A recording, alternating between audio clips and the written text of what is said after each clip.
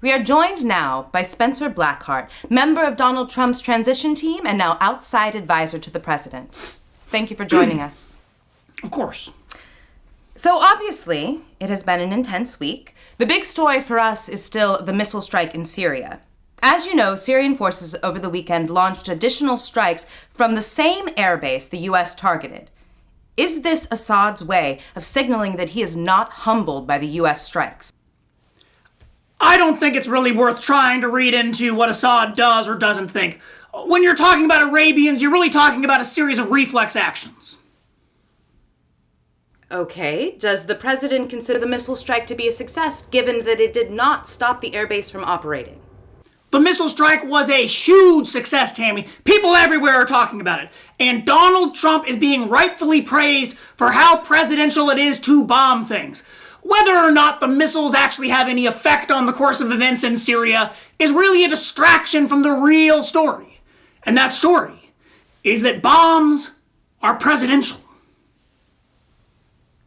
We just had Daniel Largeman on before the break, and he opined that what comes next is the real test for the president.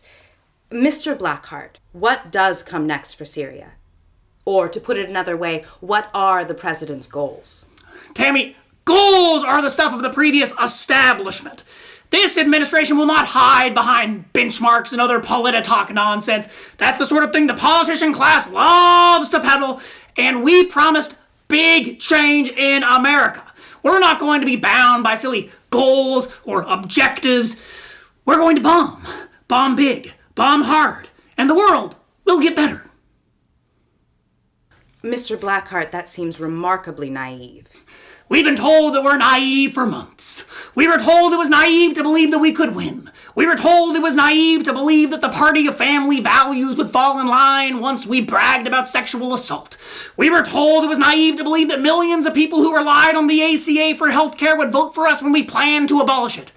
And now these same people are telling us that it's naive to disbelieve that bombing a country without a clear objective in mind or a passing understanding of the complexities of the situation could somehow have unintended consequences. I mean, really, Tammy, when are you going to grow up? Mr. Blackhart, if I may, since there's been a shift in the president's policy on Syria, is there any talk of him revisiting his ban on Syrian refugees?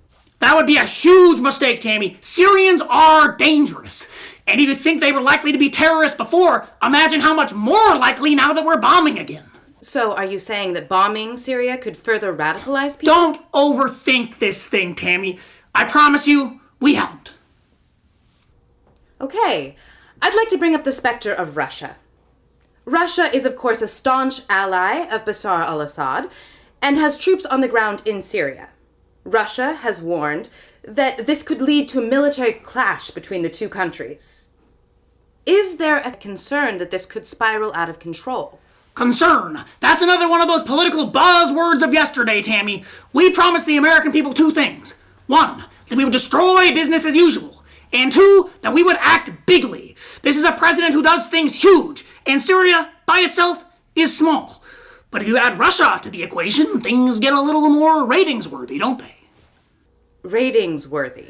Concern and goals are the rhetoric of yesterday. Ratings is the word of the future. But are you actually suggesting that a direct conflict with Russia would be a good thing? Good and bad are the rhetoric of yesterday as well, Tammy. It's big and small. Russia is big. I've been hearing about them forever. Syria is small, tiny, inconsequential. I mean, be honest with me. Can you find it on a map? Because I can't. I've been looking all day. That's a map of the U.S. That's not a world map. It's the known world, Tammy. Don't f*** with me here. Sticking to the Russian subject for a moment, an editorial this morning written by Arthur Goldman accused the administration of not being serious about effecting change in the region. He accused the administration of attempting to distract the country from the Trump administration's many scandals. In particular, the accusation of collusion with Russia. It's the collusion charges that are the distraction from the real story. How beautiful our missiles are. Didn't you see Brian Williams reporting? The man had an orgasm on air. This is presidential stuff. And anyway, it's not like we're ruling out bombing Russia next anyway. Excuse me? Don't get bent out of shape. I'm not talking about a full-scale war. Just a little light bombing back and forth to keep the relationship fresh. This is a very surprising change in face, considering how complimentary this president has been toward Russia. There is no change. We think very highly of Russia. Nothing has changed here. Sometimes you bomb the ones you love, Tammy. Trump and Putin have a great mutual respect, but with strong men expressing their feelings, sometimes it involves these little squabbles. And if millions of Syrians need to die so they can better express their friendship, well, isn't that really a small price to pay? That seems heartless. I'm a realist, Tammy. This is the way affection works. If you love something, sometimes you gotta fight a little bit just to prove to yourself that you're not whipped.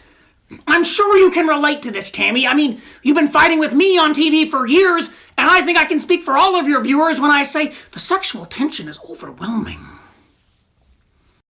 Look, Trump and Putin are going to be fine. They've simply got too much in common to let a little thing like the lives of millions of Arabians stand in the way of that. Russia is big, huge, powerful, effectively bankrupt, but lavishly spending. Basically, the president's wet dream. Okay, well, one last question before you go, Mr. Blackhart. Sure. There is, of course, still the specter of Russians' interference in the last election, and there is widespread worry that Russians may have compromising material on Mr. Trump. Do you, as a political advisor, have any concerns about Russian retaliation along these lines? This is about the piss tape? Well, that was part of the dossier, but I was thinking more along the lines of financial concerns. I'm not saying that there is a piss tape, but if there is a piss tape, it's going to be the greatest piss tape you've ever seen. It's going to be huge. And the amount of urine, you won't even believe it. Okay, thank you. I'm not finished. When it comes to urine, there is no one who can produce more, consume more, experience Can we cut to commercial, more, please? and you're going to love it. Everyone is going to love it. By the time this tape is finished, everyone is going to want Trump. Friend of mine.